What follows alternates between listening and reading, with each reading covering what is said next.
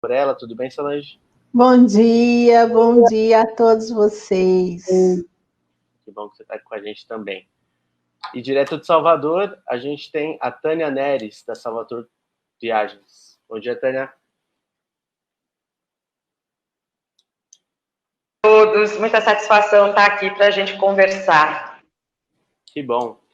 Mais uma vez agradeço a todos vocês pelo tempo e vamos começar. A gente precisa de falar desse tema com pressa.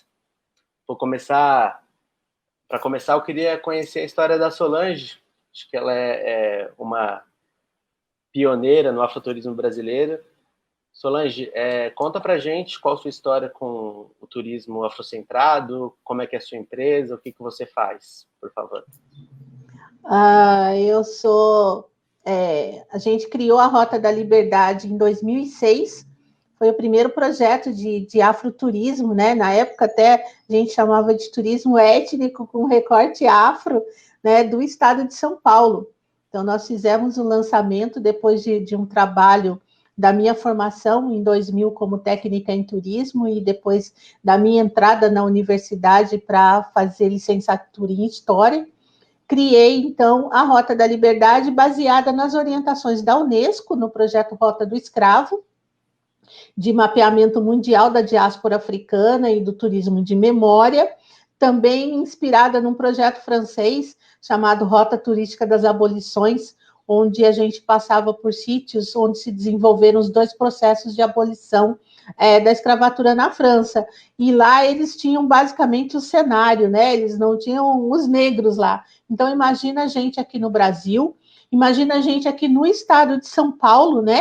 Em que pouco se reconhecia, inclusive, a presença, a influência africana, e aí nós lançamos a Rota da Liberdade com 8 roteiros, em 20 cidades aqui da região, da RM Vale do Paraíba, Litoral Norte e Serra da Mantiqueira, e vimos desenvolvendo aí ao longo desses quase 15 anos, né? Em 2021, a Rota da Liberdade debuta com seus 15 anos de história, de trajetória, trazendo as pessoas para reconhecerem, conhecerem, reconhecerem e mergulhar na cultura afro-brasileira daqui da nossa região e do estado de São Paulo. Legal, Solange. Atualmente, que tipo de público você recebe? Quais são esses roteiros que você percorre aí com a sua empresa? A gente tem uma coisa muito, muito interessante, que hoje o nosso público é negro, né? É o povo preto aí fazendo Rota da Liberdade, se visitando e se revisitando dentro dos roteiros. Nós temos roteiros que abordam a presença do negro na arquitetura. Então, se eu estou aqui em Taubaté, Pindamonhangaba, por exemplo, toda essa riqueza dos barões do café, quem ergueu foi uma mão negra, inclusive os grandes solares e as grandes fazendas. Mas também trazem as comunidades tradicionais, como Guaratinguetá, que nós temos o jongo. Nós temos um roteiro em Aparecida, que é um roteiro religioso, demonstrando como o negro africano ele faz uma antropofagia, né, dos cânones aí. A gente traz as pessoas para visitarem a festa de São Benedito, a segunda maior festa religiosa daqui da nossa região, que é em Aparecida, na época da Páscoa, na segunda-feira de Páscoa, e você ver aquelas companhias de congado em Moçambique entrando dentro da Basílica, dentro do Santuário Nacional, tocando tambor. Gente, vocês não sabem o que é aquilo, é uma explosão, é uma coisa que desorganiza o teu corpo realmente, e você consegue, com aquelas batidas de tambor, você vai lá para o continente africano mesmo, sabe? O teu corpo vibra. Nós temos também as religiões de matriz africana, nós temos roteiros com terreiros de religião de matriz africana, e temos no litoral norte, nós temos desde do roteiro com quilombos, né? Trabalho com os quilombos da Fazenda e o quilombo da Caçandoca. Em Ubatuba, no quilombo da Fazenda, a gente faz o roteiro um dia no quilombo, mas também fizemos aí com o grande parceiro, né? Com a nossa grande parceria com a Diáspora Ponto Black, nós fizemos um Réveillon no quilombo da Caçandoca. Mas nós temos roteiros até para coach. Nós temos um roteiro no sítio arqueológico São Francisco, em São Sebastião, e também trabalhamos com um roteiro com uma das congadas mais antigas do estado de São Paulo e também provavelmente do Brasil, que é a congada lá de Ilhabela. Então, nós trazemos toda essa presença negra através dos nossos roteiros. E temos aqui em Taubaté o Centro Cultural Afro-Brasileiro e Biblioteca Zumbi dos Palmares, onde a gente recebe as pessoas para uma imersão cultural e uma oficina de estamparia em tecidos com motivos africanos. Vou aproveitar que você citou a Diaspora.black para ouvir da Cíntia. Como é que surgiu a empresa? Para quem não conhece, o que é a Diaspora.black? Como é que vocês iniciaram seus trabalhos? E queria também que você falasse sobre a convergência que essa empresa hoje proporciona para o turismo afro-brasileiro. Por favor, Cíntia. Perfeito, obrigada, Felipe. Solange, é sempre muito bom, é sempre uma honra te ouvir falar. Obrigada por sempre. A gente estava conversando nos bastidores, né? É muito potente essa roda de conversa, essa mesa aqui no Panrotas. Eu sou formada em turismo, sou bacharel em turismo, então o Panrotas acompanhou aí desde o meu primeiro estágio até os dias de hoje na Diáspora. Hoje eu sou sócia da Diaspora.black, que é um marketplace de turismo e cultura negra. E é muito legal estar aqui, porque conheço, já fiz viagens com a Tânia, o Heitor, super parceiro com a Blackbird, com as experiências, Solange também. Então, a gente está aqui sentindo mais uma vez essa união, essa presença, esse aquilombamento, como a gente estava falando hoje. Então, a Diaspora.black, ela é tipo um supermercado das melhores opções para quem quiser conhecer, se aproximar, se aprofundar mais sobre a cultura negra. Seja sendo pessoas negras ou não negras, né? Nós somos um portal que está aí aberto para compartilhar mesmo. E a gente sempre reforça isso, porque a Diaspora, ela sim nasceu depois de alguns casos de racismo, com o nosso CEO, que é o Carlos Humberto. Ele tinha um apartamento disponível para locação, né? Em alguns sites que oferecem essa opção. E por diversas vezes, velado ou não velado, ele sofreu casos de racismo, desde receber mais pedidos de reservas quando não tinha o rosto dele, do que quando tinha a aparência de um homem negro, o que faz a gente pensar como que as pessoas conseguem se sentir mais insegurança alugando um apartamento de uma pessoa que elas não têm a cara, não têm a visão, do que de um homem negro. Então, esse tipo de situação fez com que ele parasse, pensasse e refletisse.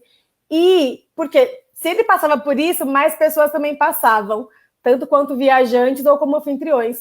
Então, a primeira ideia da Diaspora.black, há 4 anos atrás, era ser um portal para conectar anfitriões e viajantes negros para essas viagens serem com segurança, paz e respeito, como qualquer pessoa tem o direito de ter, né? E a partir daí, os nossos próprios clientes começaram a demandar um pouquinho mais, além das hospedagens, que foi como começou a parte da Diaspora Experiências, que a gente tem um enorme prazer de trabalhar com a Rota da Liberdade, com a Solange, e com a Blackbird, com o Heitor também, que é isso, né? São experiências culturais. Esses exemplos que a Solange falou, o Heitor vai contar um pouquinho daqui a pouco também. A gente facilita essa conexão das pessoas, dos lugares e das histórias através da tecnologia. Então, é muito legal pensar que a gente consegue conectar pessoas do Brasil inteiro agora, né, como a gente está fazendo bastante coisa online, a se aproximar a esses operadores que estão aí na estrada, que têm todo esse conhecimento e informação da cultura e da potência negra para passar. A gente é realmente essa ponte de conexão. Também fico muito feliz de reforçar que a gente consegue atender tanto pessoas físicas quanto jurídicas, empresas, colégios, com esses parceiros. E esse ano a gente teve um boom muito grande na procura de empresas. Acho que com a quarentena e com o home office, né, as empresas começaram a se preocupar em levar atividades culturais para esses colaboradores, e a Diaspora conseguiu participar aí, levando conhecimento, cultura e potência para muitas pessoas que estavam em casa. Que bom. Também gostaria que você, Cíntia, também contasse para a gente a respeito da amplitude que vocês alcançaram. Se não me engano, são 18 países, né? Qual que é a base de clientes de vocês? Quantas pessoas compram com vocês? E qual o alcance da empresa? Os produtos que vocês têm, eles estão em quais lugares? Maravilhoso. Hoje nós estamos em 15 países, na verdade. Como a gente trabalha com a tecnologia, né? Isso vem a nosso favor, de conseguir conectar pessoas no mundo inteiro. Ontem mesmo a gente estava mandando uma proposta de hospedagens em Angola, pessoas brasileiras que estão se programando para ficar hospedadas em Angola. A gente tem experiências de passeios na África do Sul, em Zimbábue. Então, a gente tem esse alcance nacional e internacional. Para consumir, né, todos os serviços e produtos da Diaspora, a gente tem os principais canais, que é o próprio site, que é www.diaspora.black, e lá vocês encontram desde hospedagens, os cursos e as palestras e essas experiências culturais. E também o Instagram. Hoje em dia o Instagram, ele não é mais só uma rede social para a gente, ele é um canal de vendas muito forte. A gente atingiu mês passado a marca de 30 mil seguidores no Instagram, uma página de cultura preta, combatendo aí, né, a existência nesse país, nessa sociedade racista.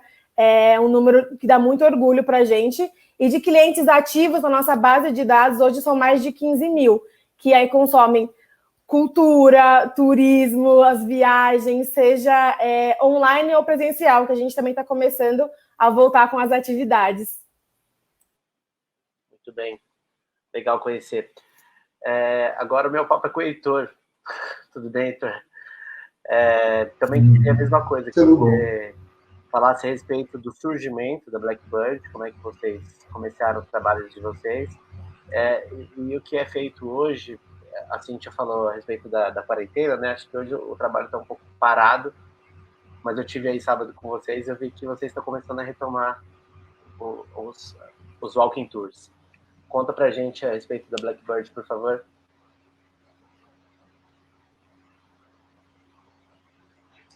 Primeiro, Felipe, obrigado pelo convite. Estou muito feliz de estar participando do Panrotas, acompanho já há muito tempo. Eu queria me apresentar porque eu sou uma pessoa que foge das lives, mas agora eu acho que chegou o momento da gente falar sobre as nossas histórias em primeira pessoa, assim, né? E documentar isso é mais importante. Eu venho da fotografia e do audiovisual, então acho que as nossas histórias cada vez mais precisam estar documentadas para um futuro. Assim, a minha mãe, ela trabalhava em companhia aérea, não tem como uma roda dessa só de mulheres maravilhosas. Hoje estou vestido de Dandara. Venho de uma família matriarcal, não posso deixar de falar da minha mãe maravilhosa. Ela trabalhava em companhia aérea, então desde os 2 anos de idade eu tenho um passaporte e viajo internacionalmente para vários lugares. É um privilégio que eu tenho e é uma loucura, porque eu viajava para muitos países e voltava para um colégio público e morava na periferia, então sempre vivenciei esses 2 mundos.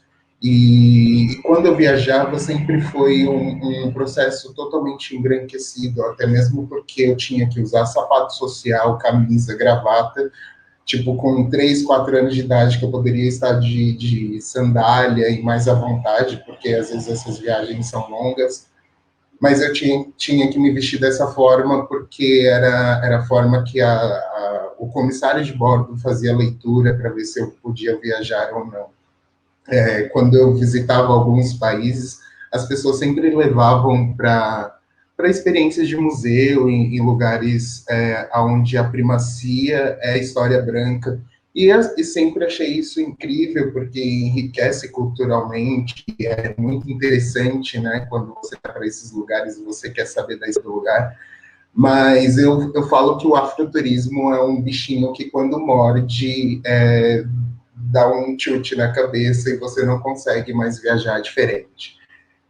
Eu fui para Salvador há 4 anos atrás e meu pai é fotógrafo, ele me deu todo o equipamento dele e falou assim, vai lá e se diverte. Eu ia passar uma temporada de 3 meses em Salvador, e quando eu cheguei lá, eu fiquei completamente encantado com aquela cidade, com a efervescência cultural, tudo é muito colorido, tudo é muito poético. Eu enlouqueci, fiz foto de tudo. Conheci um espaço que chama Cervo da Laje, lá no subúrbio ferroviário, que é um lugar que está totalmente fora das rotas principais, que é ali entre Pelourinho, Barra, As pessoas não vão para o subúrbio conhecer a vida real, que é o que a Blackbird tenta provocar desde sempre, desde o seu surgimento. Fiz foto daquele espaço e mandei para eles. Eles fizeram uma exposição com as minhas fotos e me batizaram como fotógrafo do espaço, e eu fiquei completamente honrado. Então, me transformou, porque como eu venho da área de recursos humanos, trabalhei muito tempo com treinamento, recrutamento e seleção, eu tinha uma visão corporativa muito enraizada dentro de mim. E aí, quando eu faço essas vivências, eu entendo um outro processo de empreendedorismo. E até mesmo de apresentar esses lugares, apresentar essas histórias. A Blackbird, ela tem 2 anos que faz essa experiência, a caminhada São Paulo Negra, que é uma caminhada que começa na Liberdade, vai até o Lago do Paissandu. A gente conta a história negra dentro desse espaço. Eu brinco que é até um museu a céu aberto, né, nessa época pandêmica, onde a gente está evitando aglomeração em lugares fechados.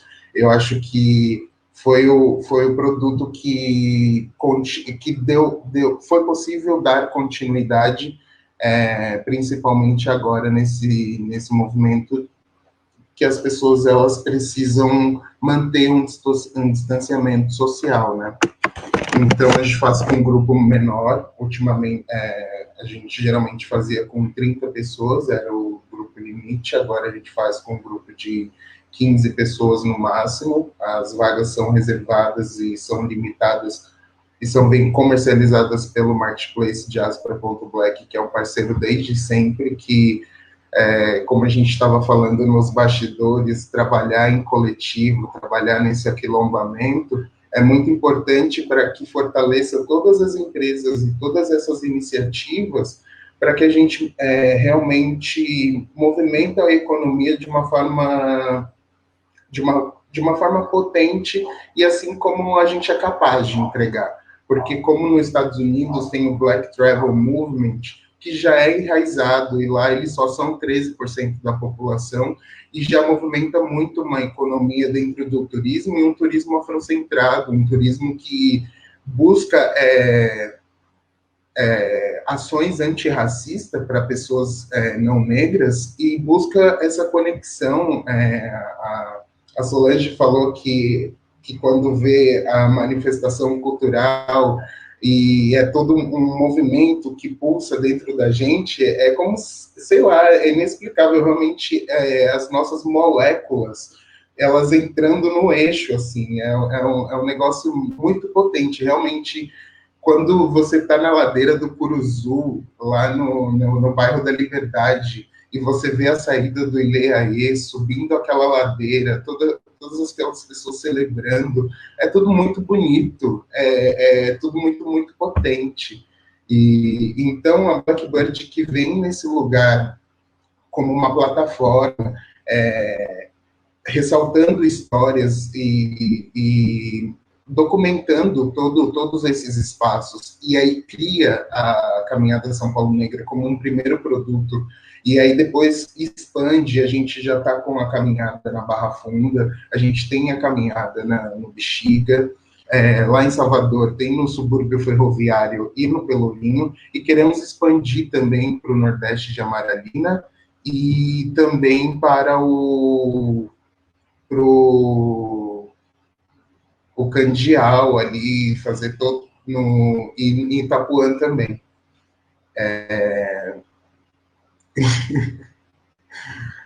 É isso, é que eu falo demais, gente. Eu me empolgo, eu começo a falar.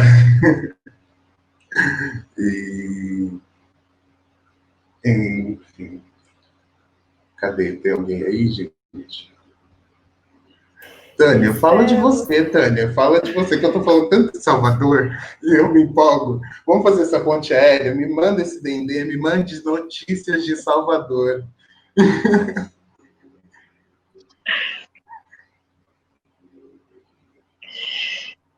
Cadê Felipe? Fala você, Tânia. Cadê Felipe? Ele saiu, já vai voltar. Fala você sobre as suas experiências e sobre tudo isso. Ai, que delícia! Que delícia ter ouvido vocês três. Vocês são pessoas muito importantes para mim. Vocês abriram muitas coisas na minha cabeça e eu sou muito grata por vocês.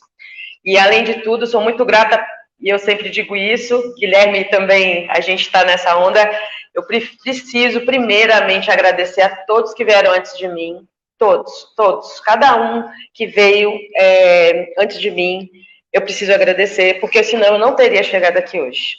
E hoje eu estou dividindo uma das pessoas que chegou muito antes de mim nessas coisas, e que é a Solange Barbosa, que vocês precisam respeitar, vocês precisam conhecer, e vejam só a quantidade de produtos que a Rota da Liberdade trabalha, juntamente com a Diaspora Black, juntamente com produtos da Blackbird Viagem, além de várias outras coisas que a gente vai falar aí, né, durante a live.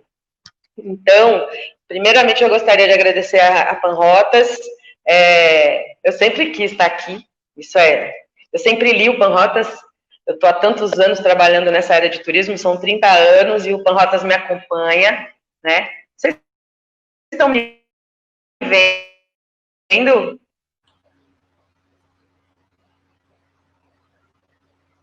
Deixa eu ver.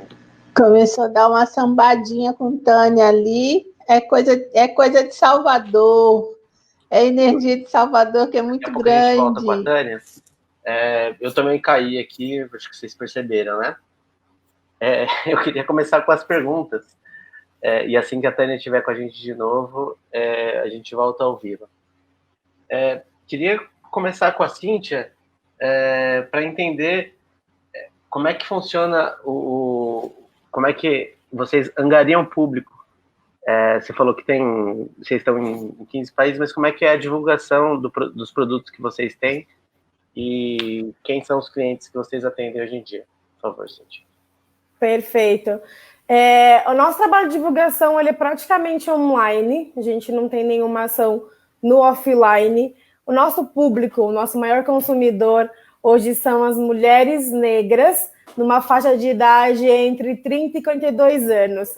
Eu acho que a nossa história, né, a nossa história preta, ela é muito na oralidade, e eu acho que isso funciona muito pensando na Diaspora.black também. Eu acho que o marketing boca a boca, ele mostra pra gente o quanto ele realmente é potente.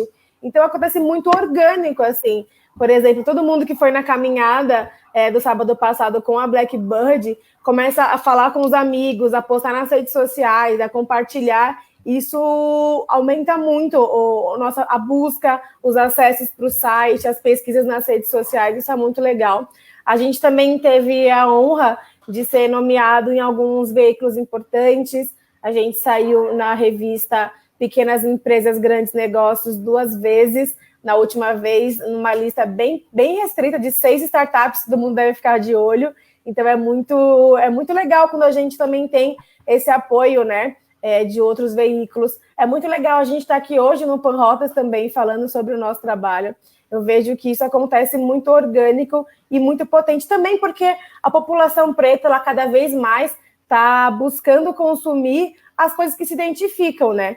Eu sempre cito a indústria da beleza e a indústria cinematográfica como grandes exemplos, que perceberam a importância aí de ter esse link, essa representatividade da população negra. Então, eu também acho que esse boom, né, de crescimento e de busca da diáspora tem muito a ver com esse movimento da sociedade. As mulheres que estão assumindo cada vez mais a estética preta, buscar e estar em lugares que se sentem mais confortáveis. A gente teve um curso sobre transição capilar, que foi um sucesso, explicando toda a história da potência dos nossos cabelos. Então, eu acho que também tem esse movimento de cada vez mais a população preta consumir o que representa.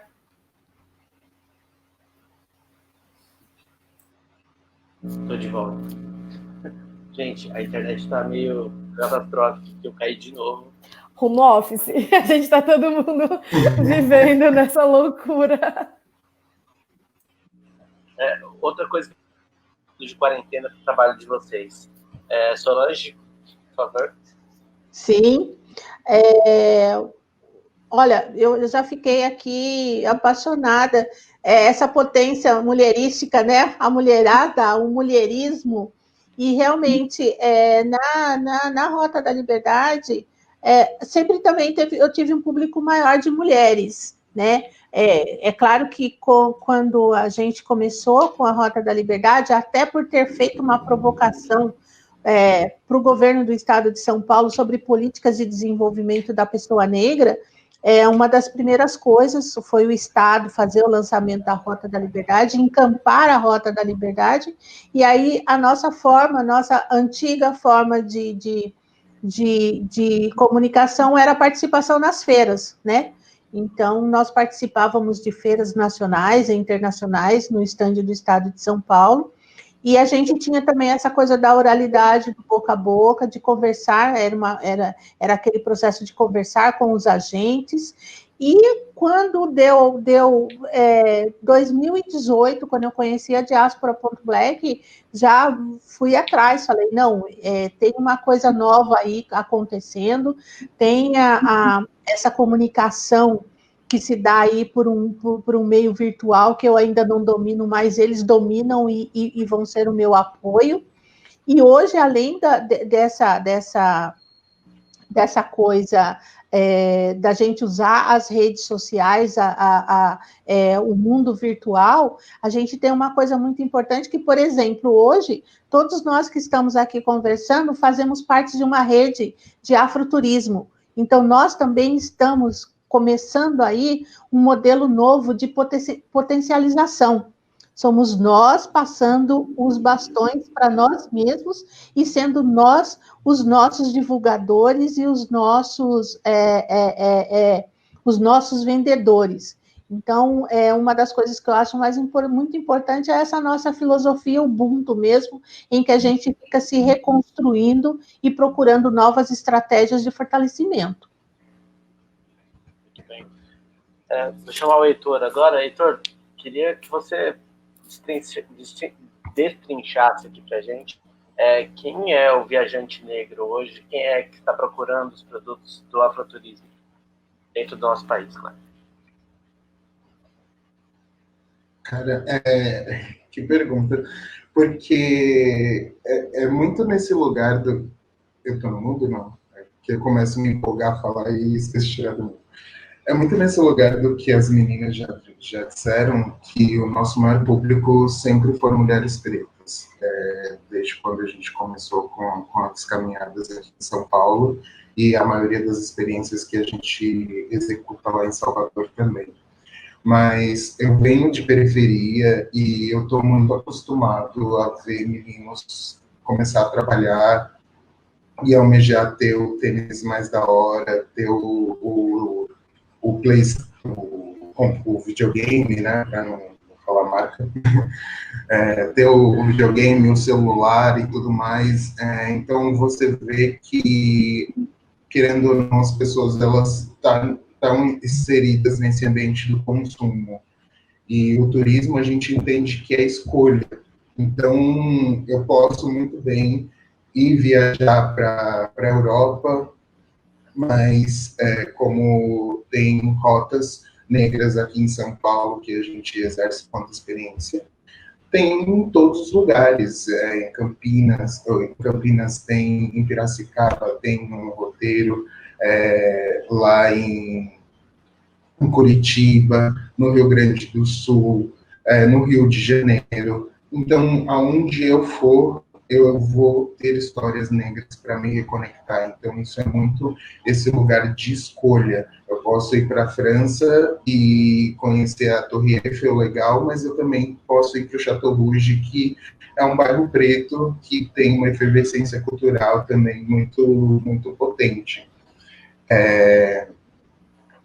Também, eu acho que as pessoas, elas têm um processo, e eu falo até por mim mesmo, de auto-boicote, assim, de entender que aquilo não é pra gente, que não é pertencente.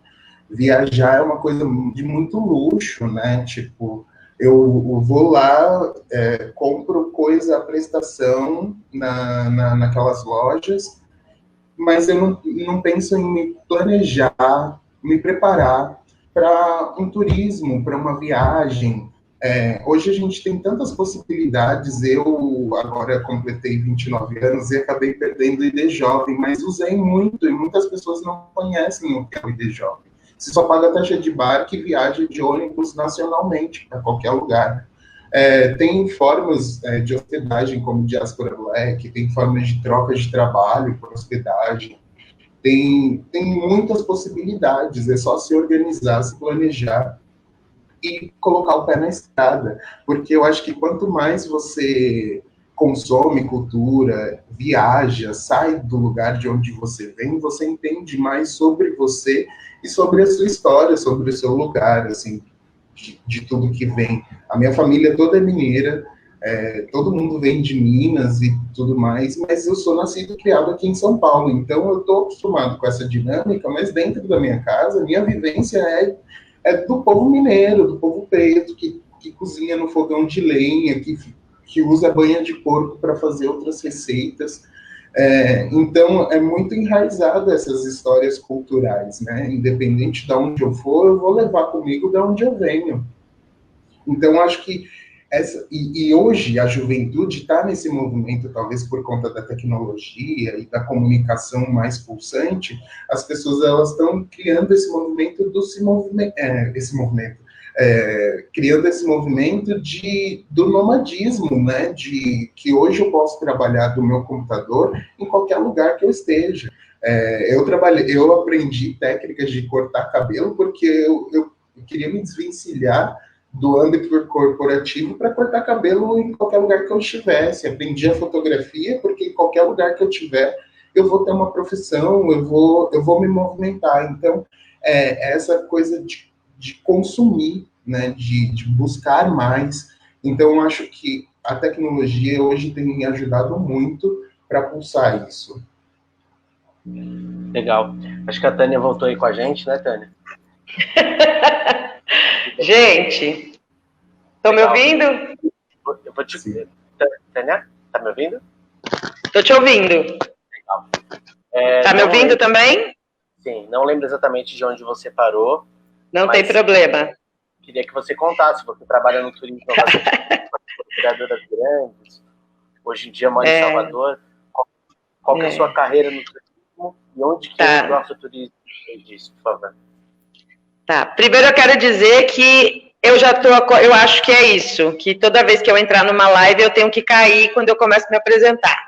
O motivo é simples, vocês são muito pesados em informação, vocês são incríveis e aí não aguenta, entendeu? Aí alguém tem que cair, e sempre quem cai sou eu. Então eu não vou ficar nessa formalidade muito não, porque a gente já sabe, né? Não é a primeira vez. Eu caí na Bava e agora eu caio no Farrotas. Eu não sei o que aconteceu, mas enfim, então gratidão ao convite. A minha história é muito parecida com a de todos, logicamente.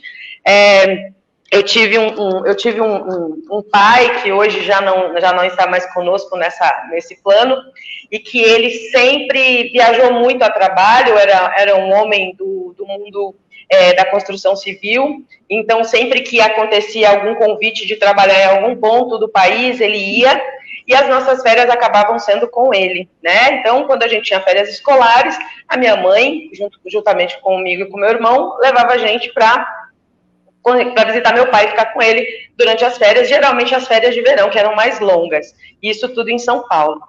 E então, essa coisa do viajar já tem dentro de mim desde muito criança, muito parecida com o Salatiel, né? Eu também viajei de avião muito cedo, porque em alguns lugares que meu pai morou, trabalhou, eram muito distantes, e ele tinha alguns acordos, algumas coisas, e a gente conseguiu viajar de avião algumas vezes. Muitas vezes de ônibus, mas viajamos muito para buscar meu pai.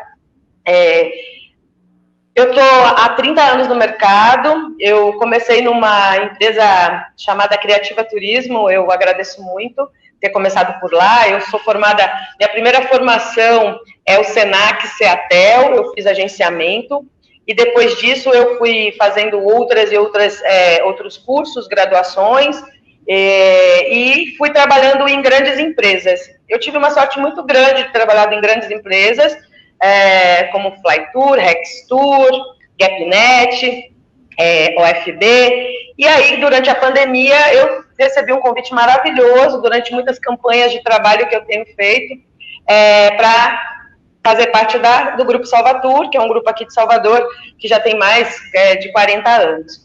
E a minha chegada em Salvador sempre foi a questão de buscar a minha ancestralidade, foi o meu primeiro resgate. Então, eu sabia que estava faltando alguma coisa em mim em São Paulo, e eu busquei tentar entender isso. Eu tenho família baiana, que foi muito jovem para São Paulo, para construir São Paulo. Então, os meus familiares são protagonistas da história de São Paulo, eles são importantes também dentro da história de São Paulo. E depois disso, eu fui a primeira pessoa a voltar para a Bahia, e eu moro em Salvador há 15 anos. O segundo resgate ancestral que eu fiz, juntamente com a Cíntia, da Diaspora Black, que foi maravilhoso, foi o ano passado, quando a gente conheceu a África do Sul. A convite do governo da África do Sul, nós fomos lá, né, a apreciar esse país maravilhoso em África. Desde o início, eu me sinto sempre sozinha em algumas questões dentro do mercado, que geralmente são porque a gente, quando olha no mercado inteiro operacional, a gente vê uma mão de obra trabalhando negra. A gente vê isso tanto em São Paulo quanto em outro lugar. A mão de obra é muito pulsante e negra. Mas quando a gente percebe as ascensões, a gente não encontra tantos que se ascendem dentro desse mercado, na área de gestão, gerência, supervisão, diretoria ou coisa parecida. Eu sempre quis almejar essas coisas, eu sempre tento e vou em busca de almejar essas coisas. Sei que é necessário que a gente estude muito, sei que é necessário que a gente se empenhe muito, mas eu tenho essa capacidade, eu sei que muitas outras pessoas também têm, então eu quero que essas pessoas lutem e continuem lutando por esse tipo de espaço. O afroturismo, ele não chegou na minha vida do dia para a noite. O afroturismo, ele é parte da minha vida, desde o momento em que eu saio de casa e me desloco para encontrar o meu pai em qualquer lugar que ele estivesse. Isso é uma reconexão. O afroturismo é quando eu saio de São Paulo também e venho morar em Salvador. É uma busca por ancestralidade, isso também é afroturismo. O afroturismo é ver essa recolocação do mercado produtivo, né, de gestores, de inclusão, de negros mais na gestão. O afroturismo, para mim, é fazer a caminhada negra e encontrar estátuas e histórias ressignificadas com protagonismo negro.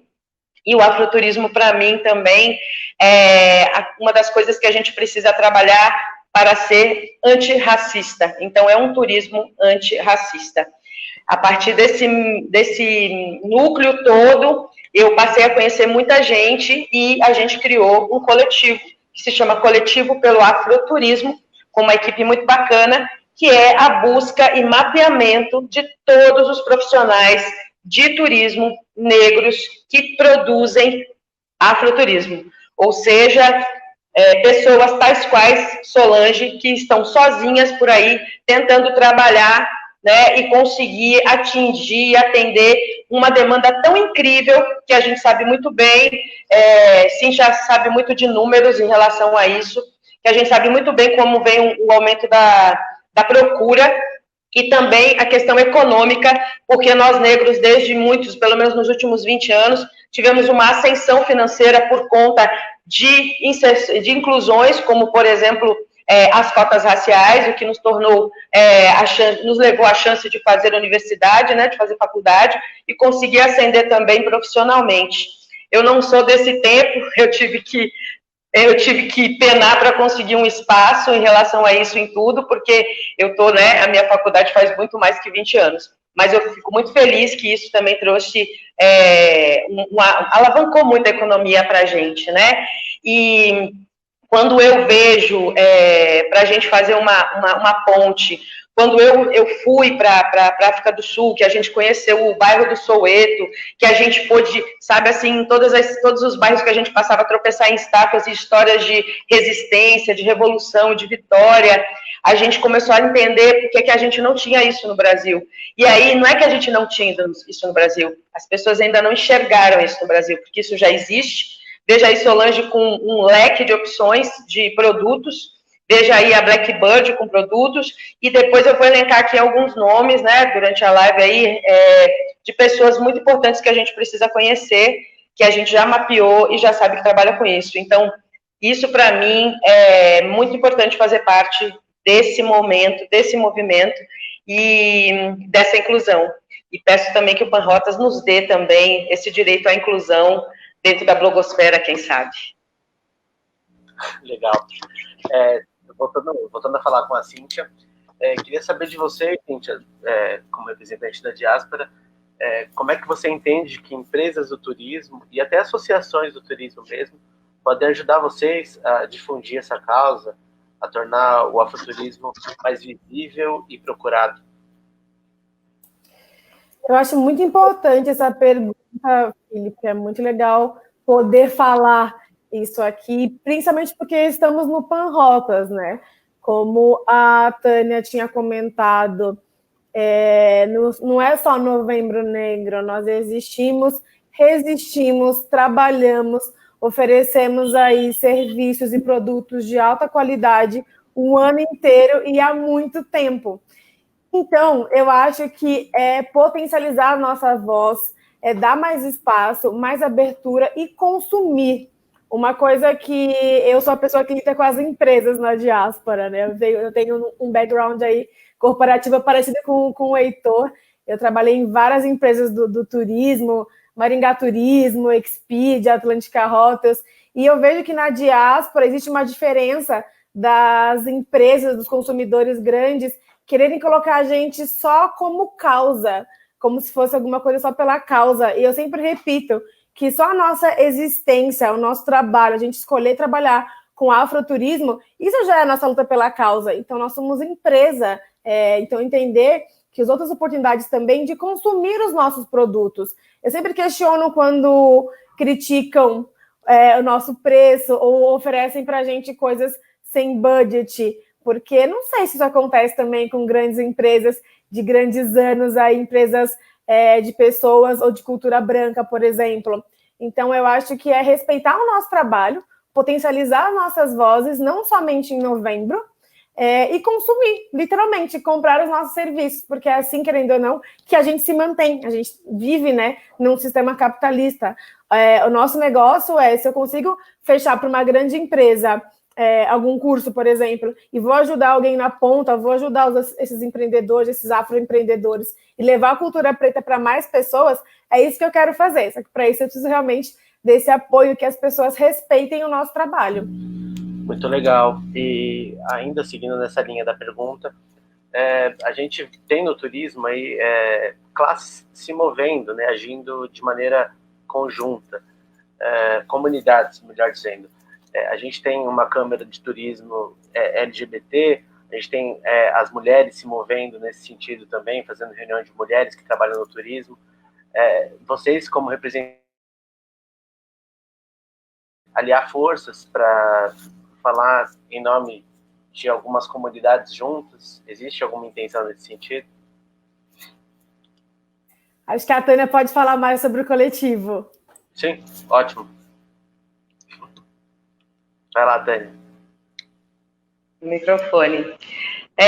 Exatamente isso, exatamente isso. O futuro para a gente é transformar o coletivo pelo afroturismo num hub, que a gente possa ter nesse mapeamento um banco de dados imenso para poder oferecer para as operadoras e as agências todos esses fornecedores. Porque tem uma coisa muito importante, Felipe, em relação a isso, uma das coisas mais importantes, e eu preciso falar sobre isso. Se você é um agente de viagem ou um operador de turismo e está interessado nesses produtos, procure os profissionais que já trabalham com isso, porque são pessoas negras, empreendedoras e que sabem realmente o que estão falando.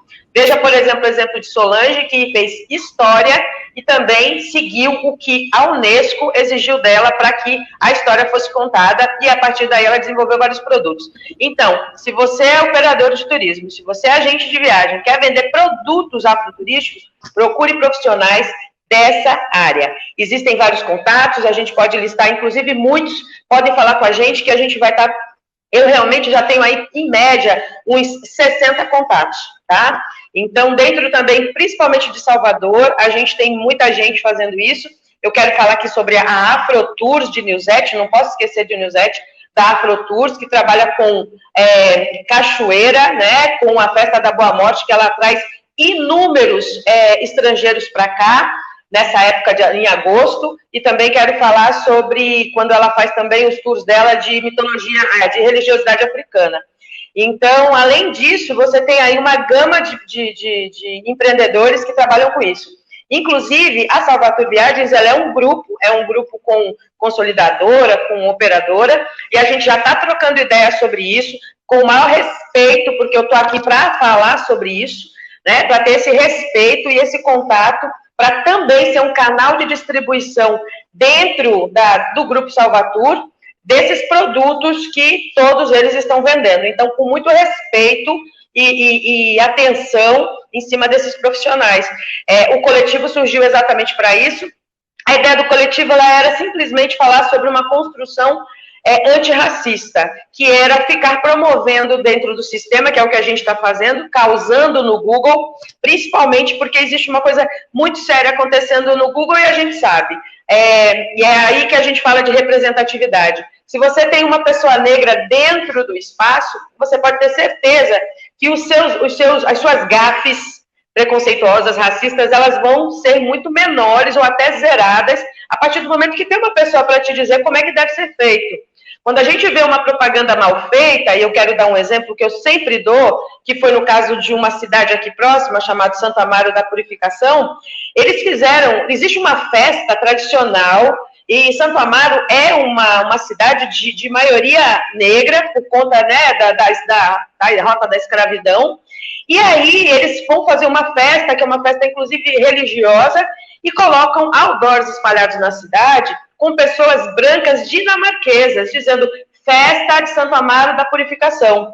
As pessoas não se reconhecem, a gente nem tinha a menor ideia de onde ele tirou esse banco de imagem, isso foi uma gafe, todo mundo se mobilizou, incluindo as pessoas da cidade fora dela, porque é uma festa local, uma festa preta, e lá várias pessoas louras, todas elas louras, fazendo isso. E aí a gente para pensar. Então, isso quer dizer que não tem um negro nessa área de publicidade.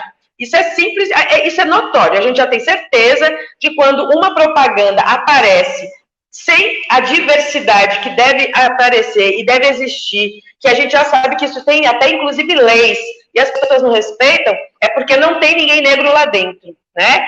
Então, a gente precisa também tomar cuidado com essa parte de imagem de publicidade, a gente precisa respeitar.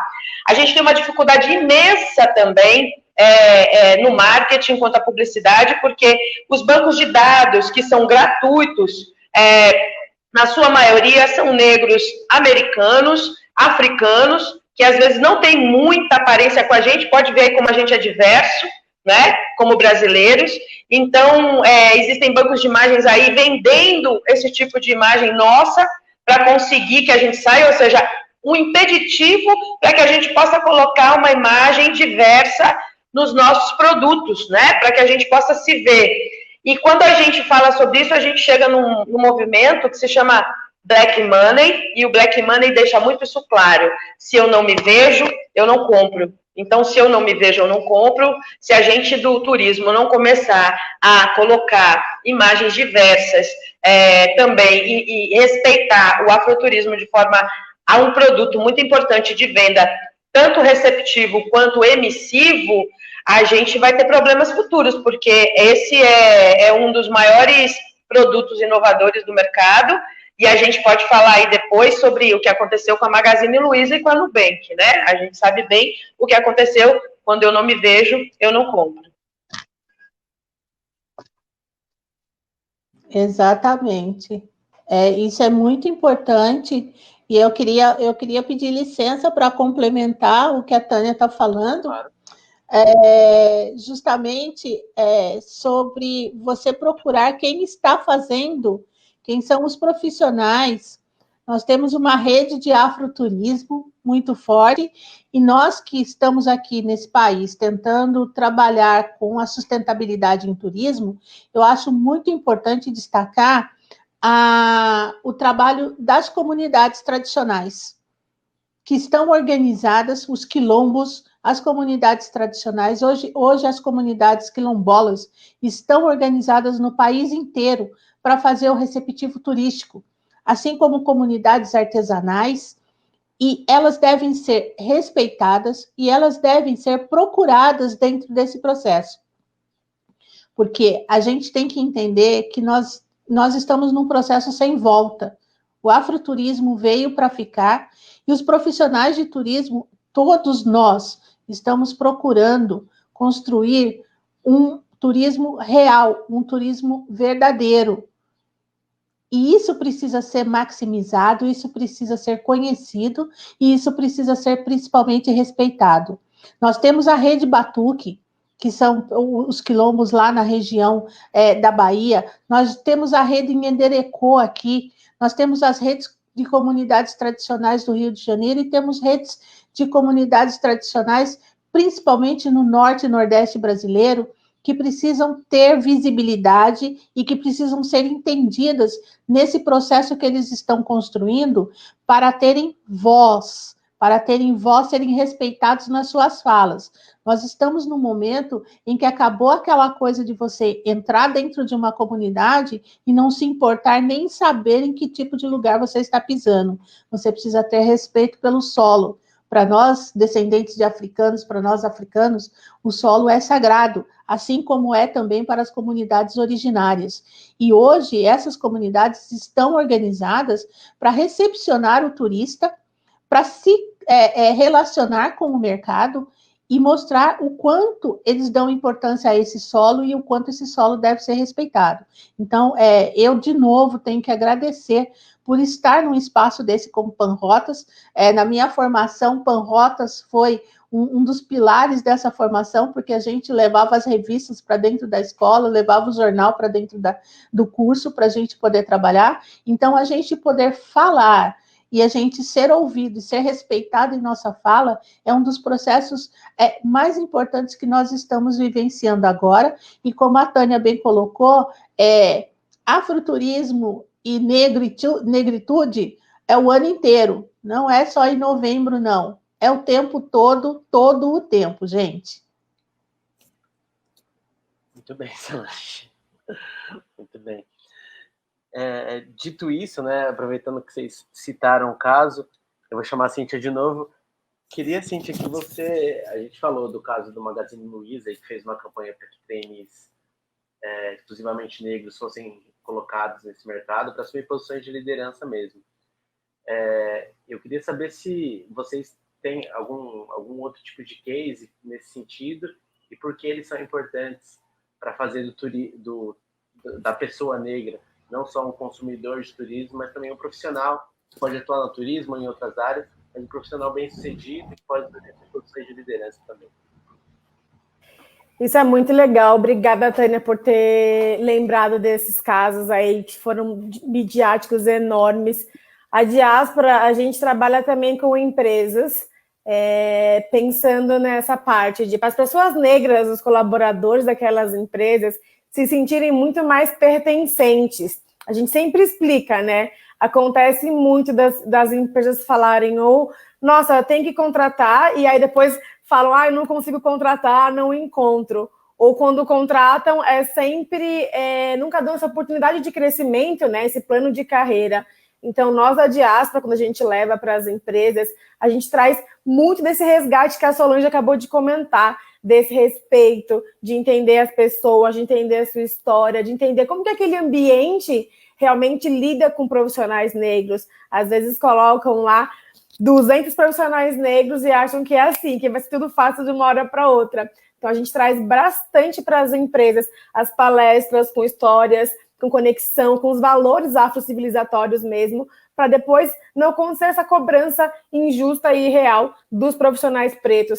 As experiências que a gente faz para empresas também é para mudar a visão desses colegas não negros para esses colegas negros. Eu, quando trabalhava nas grandes corporações, eu era praticamente a única pessoa preta, muitas vezes, dela. Então, tudo que acontecia de negativo relacionado à negritude, vinha a empresa inteira em cima de mim perguntar, cobrar posicionamento, e não é isso. Quando a gente leva para as empresas as histórias, os nomes de potência, de inteligência, de força, de cultura, é para também aquelas pessoas não negras enxergarem aquele colega de trabalho de outro modo, em tratamento de outro modo, para ele não ser esse ponto de referência de notícias ruins ou negativas sobre a negritude. A gente trabalhou com a Matos Filho, com a PwC, são grandes empresas, né, de áreas diferentes, que trouxeram aí um resultado muito legal. A Matos Filho, eles têm um programa, tanto de trainee, então eles abrem aí uma porcentagem bem grande para a contratação de advogados negros, o que é muito legal. Eu cresci sempre ouvindo nessa parte de que advogados era uma das profissões mais requisitadas, mais elegantes, etc. Então a Matos Filho, como um escritório tão grande, tem uma porcentagem significativa de abertura das vagas para advogados negros, é muito importante. Eles fizeram, por exemplo, a Caminhada Negra. Eles fizeram, por exemplo, palestras lá internamente. A PwC também levou para os colaboradores cursos e palestras diferentes, tá? Para mostrar o quanto a cultura negra ela é rica. E os feedbacks que a gente tem desses colaboradores, assim, são lindos. Porque os colaboradores pretos se reconectarem com essa ancestralidade, com essa potência e mudarem o posicionamento, o comportamento e até a vontade mesmo de trabalhar, aquele orgulho de fazer parte de uma empresa que está ali disposta a abrir um tempo nesse calendário para falar sobre a cultura negra e dos colaboradores não negros, do quanto isso mudou a visão, o entendimento, o respeito. Eu gosto muito de reforçar isso. A gente fala de tecnologia como se fosse esse www aqui, mas a tecnologia também é como os quilombolas, a Solange pode falar mais, se organizam dentro da sua comunidade, é como nossas ancestrais, nossas avós sabiam como tudo se resolve numa hortinha, no fundo de casa, com qualquer doença que a gente tivesse em casa. Isso também é tecnologia. Então é muito legal pensar que no universo de startup, que é onde a diáspora está inserida, a gente levar essas reflexões, a gente levar esse tipo de conteúdo para grandes empresas também e para pequenas também. A gente entende que o importante são as pessoas estarem aí de ouvidos e corações abertos. Nem sempre vai ser confortável falar sobre racismo, diversidade e antirracismo, que virou uma palavra aí da moda, né? Para ser antirracista, não é só tirar uma fotinho preta numa rede social e usar uma hashtag que está com alcance mundial. Ser antirracista é consumir diaspora.black, é consumir Salvatore Viagens, é consumir Rota da Liberdade, é consumir Blackbird, prestando atenção no que a gente faz e fala. Isso sim é ser antirracista. Então eu fico muito feliz de ver o quanto algumas empresas evoluíram nesse caso. E infelizmente a gente tem os casos das empresas que ainda estão patinando. Mas voltando do que a Tânia falou, a gente está aí no mercado. Consulte essas empresas que já existem para ajudar. Eu sempre falo nas minhas reuniões, você tem duas opções, né? Ou fazer as ações preventivas ou as reparativas. E voltando aí no que a gente sempre ouvia das nossas avós, é melhor prevenir do que remediar. Então a gente sempre está disponível aí para essas ações. Tem muita empresa, tem muita gente disponível para oferecer o trabalho, o serviço e esse conhecimento. Então, eu esse ano senti pela diaspora.black que teve um aumento de procura das empresas, né, de casos B2B, mas o mercado ele é gigantesco, né, as opções são gigantescas, então acho que a gente ainda tem aí um caminho para trilhar. Eu quero terminar aí com o que a gente já está falando, pode ser?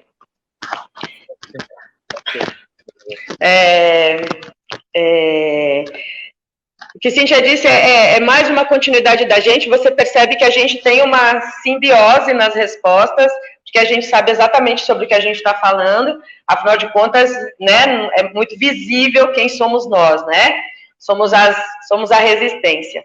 Quando a gente quer deixar claro essa coisa que a gente está falando aqui de afroturismo, de africanidade e tudo, às vezes a pessoa não negra, ela parece que não se encaixa nisso. Às vezes ela sempre acha que a gente está querendo a excluir. Não. Excludente fomos nós fomos excluídos. Nós em nenhum momento queremos excluir ninguém. Nós queremos incluir, nós queremos inclusão mesmo. E nessa inclusão nós precisamos muito, sabe? Que não é que a gente necessita, mas a gente precisa que as pessoas não negras participem desses eventos, participem desse estudo, dessas experiências, né? Inclusive, eu quero dizer que existe, por exemplo, a Gabriela Palma, da Sou Mais Carioca, que faz um tour virtual chamado Pequena África, e que ela está conseguindo atender pessoas do exterior que têm interesse em conhecer a história ressignificada de algumas de alguns personagens protagonistas negros no Rio de Janeiro. Então, tem muita coisa, tem tour virtual acontecendo em vários lugares, por conta também do respeito a comunidades quilombolas, que não têm o mesmo tipo de assistência de saúde e nem tampouco a mesma imunidade que a gente tem. Então, por isso que alguns lugares desses também não estão podendo ser visitados por enquanto, nem durante a pandemia, para respeitar e proteger essas pessoas. Mas o que a gente precisa deixar muito claro é que vocês, que são não negros, precisam, sim, participar disso, porque é só assim que vocês vão desconstruir o racismo na sua casa, no seu trabalho, vocês vão começar a enxergar. E quando você fala de oportunidade, Felipe, acho que a oportunidade está dentro de cada empresa, é de ele enxergar mesmo aquela pessoa que está lá dentro e querer transformá-la em um gestor, num supervisor, né? Dar uma ascensão para ela de cargo mesmo, né? De poder dentro da empresa, de acordo com algumas informações que ele colhe com ela, né? E você que tem uma empresa pequena, seja uma agência pequena, se você quer nos ajudar com isso, basta você dar oportunidade a pessoas negras para trabalharem, né? Aí as pessoas vão falar, mas em Salvador é super comum, aí é fácil e tal. Gente, os negros estão no mundo inteiro. E como diz Rebeca Letéia, da Bitonga Travel, nós negros não estamos só no mundo inteiro. Nós, inclusive, participamos da primeira viagem do homem à Lua com 3 mulheres fazendo os cálculos matemáticos para que esse foguete subisse. Então, a gente está em qualquer lugar, vocês nos encontram em qualquer lugar, em qualquer região. E aí, falando sobre o Google, que eu acabei não dando clareza nisso, o Google não nos entende. Quando nós digitamos afroturismo, o Google nos joga para o agroturismo, que seria do agronegócio, do agrícola. E então, por isso que eu peço que se você fez uma viagem para Salvador, se você fez uma viagem para Ouro Preto, se você fez uma viagem para Maceió, se você fez uma viagem no Brasil, que você coloque uma hashtag afroturismo, para que o Google possa começar a entender que esse produto ele existe e que ele precisa ser respeitado lá. Da mesma forma que a gente precisa desconstruir algumas coisas, já existem pessoas no Google especializadas nisso, que a gente pede as desconstruções de, por exemplo, colocar branco viajando de navio e aparecer iates e navios de luxo, e colocar negros viajando de navio, e o único navio que nos pertence é um navio que nós precisamos esquecer, porque os meus ancestrais realmente não foram muito felizes nesse lugar. Então, a gente precisa trabalhar em cima disso mesmo. É criação de potências dentro de cada universo, dar valor, sim, aos profissionais que trabalham nessa área e buscar esse atendimento. E aí, a gente fala também da questão, quando você fala da gestão de contratação, de um outro lugar que eu acho que você deve, eu não sei como é que a gente vai desenvolver isso, mas é sobre nós como turistas. Nós já falamos aí sobre produtos turísticos, nós já falamos sobre gestão, né, profissionais na área de turismo, e a gente precisa falar sobre nós como protagonistas passageiros de turismo e como nós somos tratados em alguns lugares e como nós somos vistos em alguns lugares. Todo mundo, eu tenho certeza que já passou por algumas experiências dessas, que foi chegar em alguns lugares e não ser reconhecido como hóspede e muitas vezes como funcionário do lugar ou coisa parecida. Nossa, falou Exatamente. tudo, Tânia, falou tudo. Porque essa experiência do viajante negro, né? Como esses corpos negros são vistos dentro desse universo. Ou seja, a necessidade e a diáspora trabalha muito isso, né, Cíntia? Na qualificação daquele que está na linha de frente do receptivo, para ele saber se relacionar com aquele corpo que para ele parece estranho, né? A questão da demora no atendimento, a questão de achar que não precisa fazer uma prestação de serviço com qualidade, porque aquela pessoa que está ali, ela talvez ela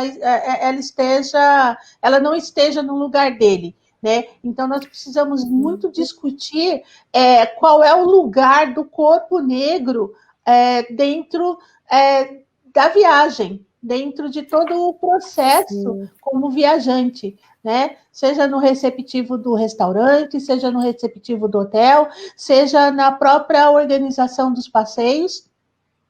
E também é uma coisa que a gente já vem percebendo em alguns ainda de uma forma muito tímida, muito insípida, e aí eu acho que é importante a gente estar ocupando esse espaço no Panrotas e conversando com esse trade nacional, é justamente quando você vai formatar os seus roteiros, também identificar espaços de afroturismo, né?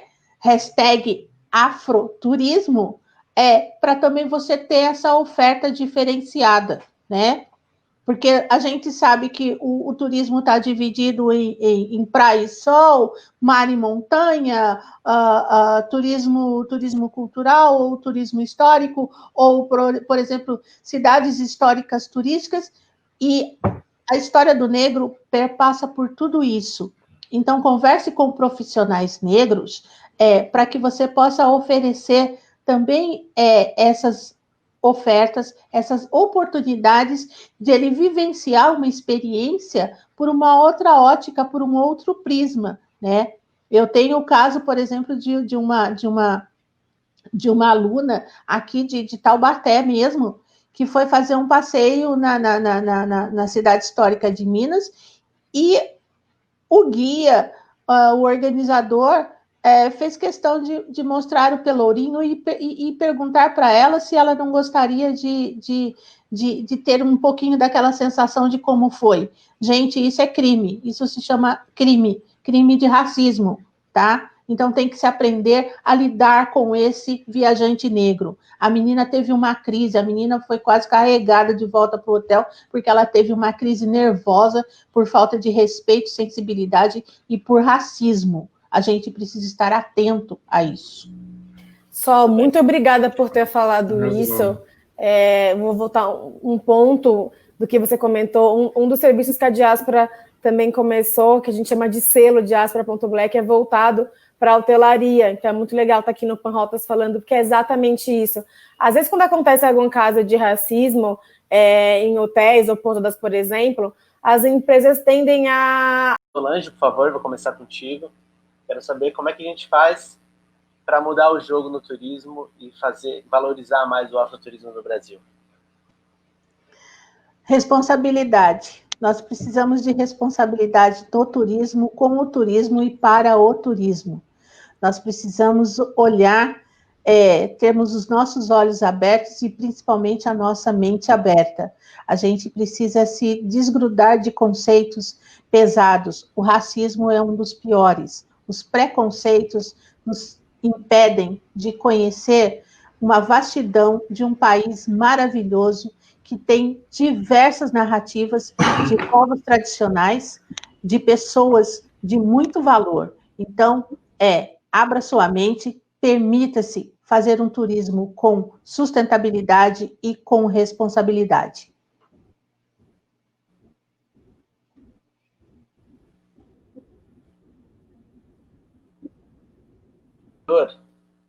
É contigo, cara. Queria saber como é que a gente faz para valorizar o afroturismo e virar o jogo.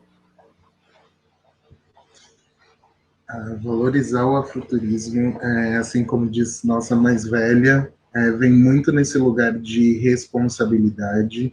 Eu acho que a maior questão de todas as pessoas que me procuram quando a gente toca nesse assunto é de tipo, brancos também podem, e não só pode, como deve. É muito importante porque o turismo, ele movimenta a economia. Então, quando a gente promove alguma experiência, a gente tem o lugar para comer, tem o guia que está se disponibilizando, a conexão de pessoas que você vai encontrar e se conectar naquela experiência, que são pessoas que estão engajadas já nesse assunto. Então, cada vez que você estiver mais envolvido, essas táticas antirracistas, elas vão começando a ficar mais mais tranquilas, né? Porque as pessoas colocam táticas antirracistas com uma barreira, com uma diferença, né? De tipo, nossa, agora eu preciso praticar isso. Então, quando você coloca como obrigação, você não vai fazer. A partir do momento que você incorpora nas suas ações naturalmente, é como você ir numa cidade pequena do interior e ao invés de você comer num fast food, você comer num restaurante local de uma mulher preta que está ali cozinhando, que tem o tempero e a raiz do lugar, vai ser uma experiência muito mais transformadora para você. Então, escolha coisas, lugares, experiências que realmente você entende que, para além de você se conectar e conhecer uma história nova, você também está movimentando a economia para aquelas pessoas, porque, infelizmente, a gente está numa visão capitalista e no empoderamento financeiro que as coisas vão evoluir. E no turismo você tem esse combo do empoderamento financeiro, você ainda sai com uma bagagem cultural muito potente e interessante, e você ainda aproveita e se distrai e cuida do bem-estar, que isso é muito importante, até mesmo por conta da sua saúde mental. Eu acho que viajar, ela é transformadora, vale muito como uma grande terapia. Ótimo, Heitor. Cíntia, como é que a gente faz para virar o jogo, valorizar o afroturismo como ele merece? Olha, completar a fala de Solange Barbosa e Heitor Salatiel é complicado, mas eu diria que é o respeito, é enxergar e aprender que negro não é tristeza, não é apenas tristeza ou coisas negativas. Negro é potência, negro é inteligência, negro é riqueza. Então, quando a gente fala de afroturismo, é isso que a gente quer mostrar e compartilhar e resgatar até para nós mesmos. Gostei muito que o Heitor lembrou, pessoas não negras precisam sim fazer afroturismo, porque nós precisamos sim de aliados verdadeiros. A minha voz, ela chega até um limite de ouvidos. A voz dos meus colegas brancas, por exemplo, chegou em outros ouvidos. Então, é muito importante sim que as pessoas entendam e se sintam confortáveis para consumirem, conhecerem mais sobre a cultura negra. Então, eu falaria que é esse respeito e esse resgate, entender que negro é potência. Ótimo. Muito bem colocado. Tânia, fecha aí pra gente, como é que a gente faz para valorizar mais o afroturismo e fazer dele uma potência, como é a palavra que vocês estão citando bastante, uma potência do nosso mercado? Que responsabilidade, hein? A última para falar. O jogo já virou. Então, a gente não tem que dizer que a gente precisa virar o jogo. Eu quero que vocês entendam que o jogo já virou. E ele vem com tudo.